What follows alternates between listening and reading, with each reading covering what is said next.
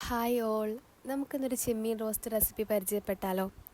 ഒരു വാളൻ ചെമ്മീൻ എടുത്തിട്ട് അതിൽ മുളകും മഞ്ഞൾപ്പൊടിയും ഉപ്പൊക്കെ ഇട്ടിട്ട് വറുക്കാൻ വയ്ക്കുക.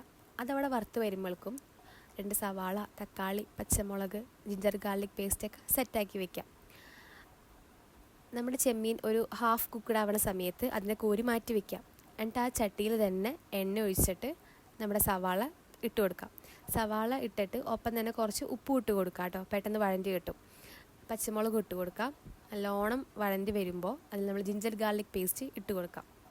അതും ഇട്ട് കുറച്ച് നേരം ഇളക്കി കഴിയുമ്പോൾ കളറൊക്കെ മാറുമല്ലോ. അപ്പോൾ നമ്മൾ എന്ത് ചെയ്യണം? മുളക് പൊടി, മഞ്ഞൾപ്പൊടി, കാശ്മീരി പൊടി, അതുപോലെ തന്നെ കുറച്ച് മല്ലിപ്പൊടി ഇട്ട് കൊടുക്കാം. നല്ലോണം മിക്സ് ചെയ്യുക. മിക്സ് ചെയ്തിട്ട് ആ സ്മെല്ലൊക്കെ മാറുമല്ലോ, മുളകിൻ്റെയൊക്കെ കുത്ത് മാറണ സമയത്ത് നമ്മൾ തക്കാളി ഇട്ട് കൊടുക്കാം.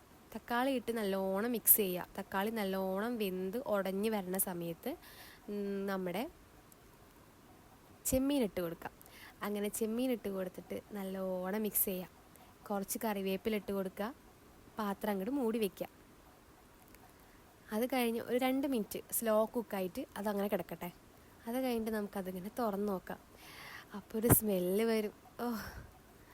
എന്നിട്ട് എന്ത് ചെയ്യണം? അതിനെ വേഗം എടുക്കുക, ഒരു പാത്രത്തിലാക്കുക, അങ്ങോട്ട് ചോറും കൂട്ടി കഴിക്കുക.